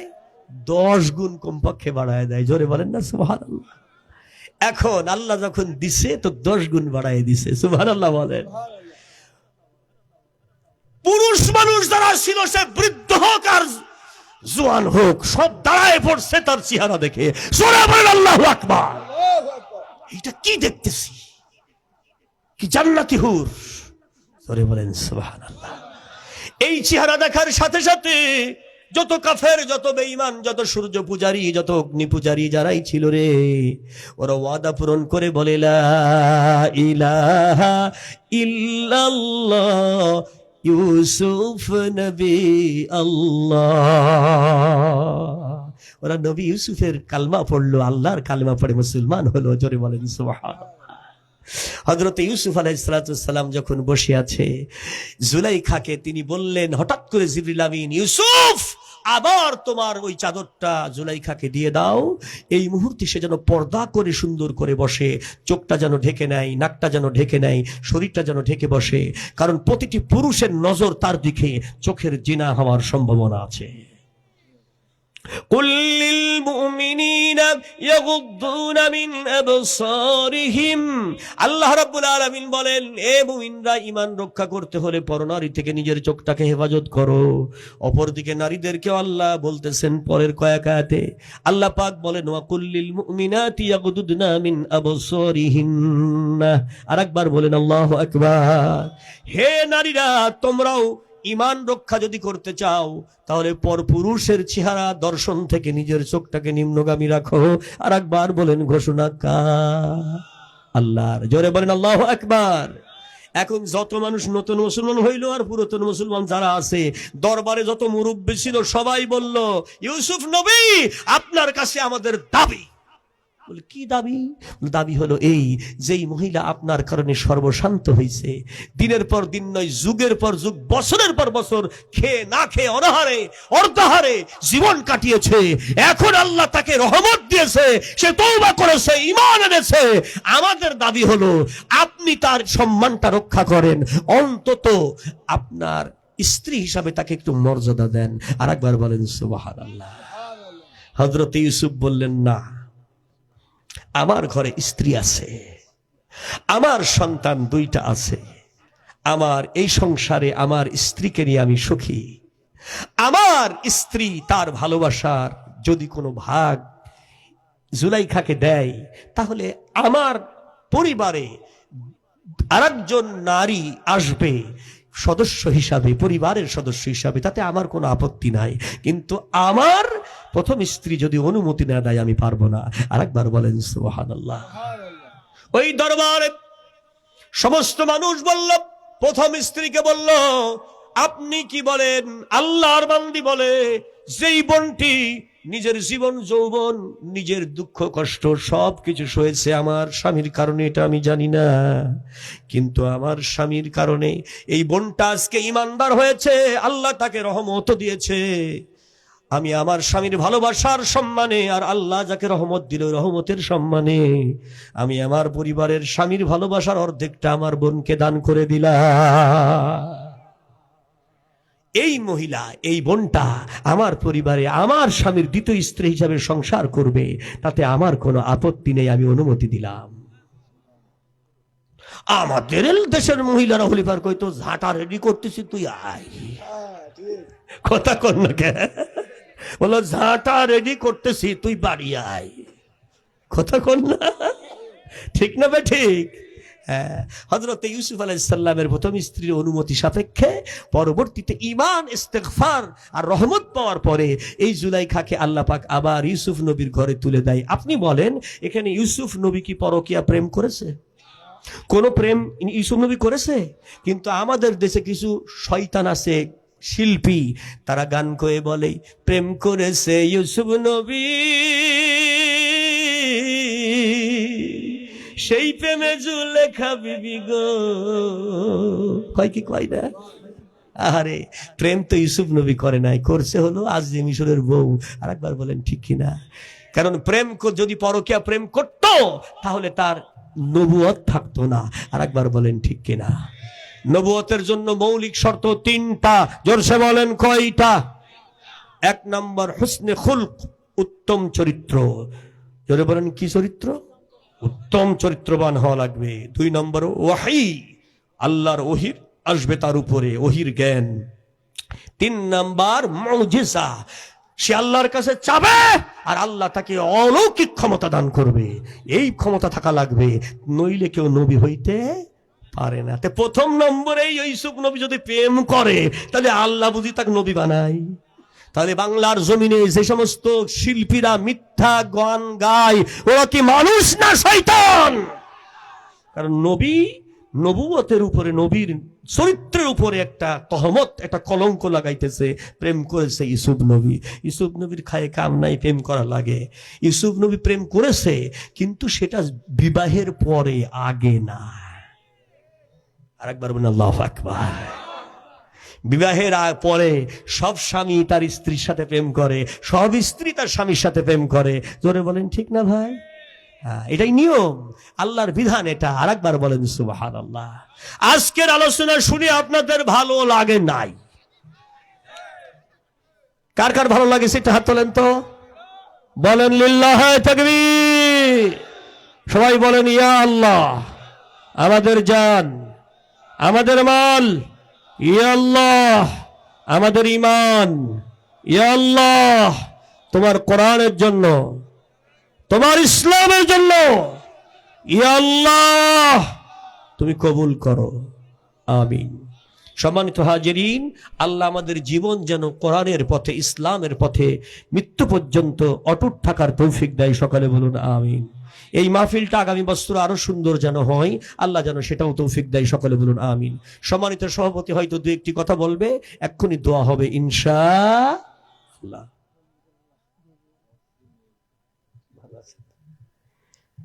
কি দোয়া করে দেব না? 12টার পরে তো নাই, ওর সর্বনাশ। কি বলেন?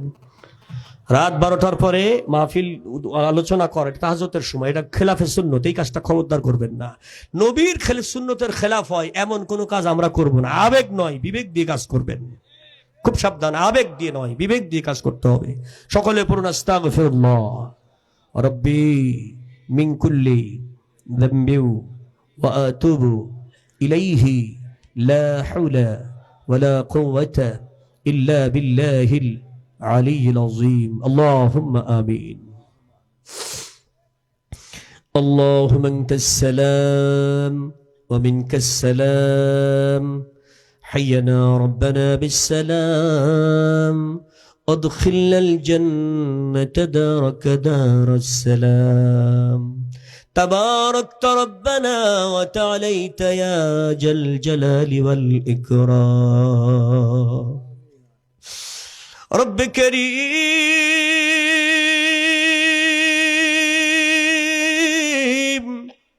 তোমার শাহী দরবারে হাত তুলেছি। আজকের মাহফিলে মধ্য রজনীতে যত দাড়ি পাকা মুরব্বী বসে আছেন, আল্লাহ গো আবু বকরের মতো সম্মান দিয়া জীবনের গুনাহগুলো মাফ করে দাও।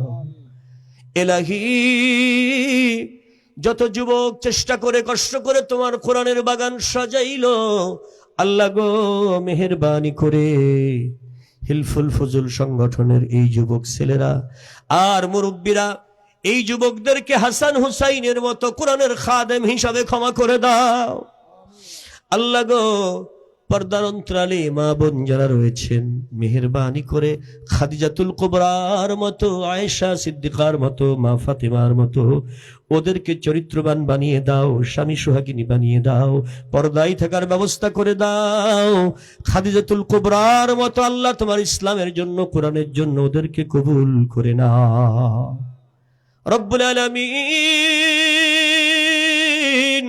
টাকা দিয়া, পয়সা দিয়া, অর্থ দিয়া, জান দিয়া, মাল দিয়া, দিন রাত্র পরিশ্রম করে যেই মানুষগুলো তোমার কোরআন শোনাবার ব্যবস্থা করলো, কোরআনের খাদেম হিসাবে এই মানুষগুলোর জীবনের গুনাহ মাফ করে দাও আল্লাহ। এ কোরআনের বরকতে এই এলাকার আমবাগানে, বাঁশবাগানে, নদীর ঢালে, পাহাড়ের কিনারায় অথবা জমির অতল গহ্বরে যত মুমিন মুমিনাত শুয়ে আছেন গো আল্লাহ, এলাকার সকল কবরগুলোকে জান্নাতের টুকরা বানাও আর মুমিনদের জীবনের জন্য জান্নাত নসিব করে দাও আল্লাহ।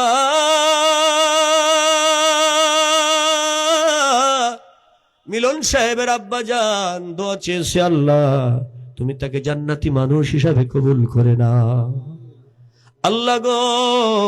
তোমার দরবারে ফরিয়াদ জানাই, বিগত ডিসেম্বরের 4 তারিখে নিজের হাতে নিজের আব্বাকে কবরে নামিয়েছি আল্লাহ। তার কিছুদিন আগে নিজের মাকে নিজেই কবরে নামাইলাম রে মাবুদ। আব্বা মা হারাইয়া জনমের মতো এতিম হয়ে গেছি ওগো আল্লাহ। তোমার কুদরতি নজর দিয়া তাকাইয়া দেখো কত এতিম তোমার দরবারে হাত তুলেছে।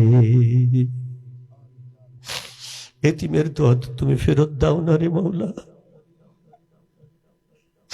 আলেমদের দোয়া তুমি ফেরত দাও না, হাফেজে কোরআনদের দোয়া তুমি ফেরত দাও না, দাড়ি পাকা মুরব্বীদের দোয়া তুমি ফেরত দাও না, মুসাফিরের দোয়া ফেরত দিতে তুমি লজ্জা পাও। সবাই রে নিয়ে হাত উঠাইলাম, মেহেরবানি করে আমাদের আব্বা আম্মাকে তুমি মাফ করে দাও। রব্বির হামহুমা কামা রব্বায়ানি সগীরা, রব্বির হামহুমা কামা রব্বায়ানি সগীরা, রব্বির হামহুমা কামা রব্বায়ানি সগীরা।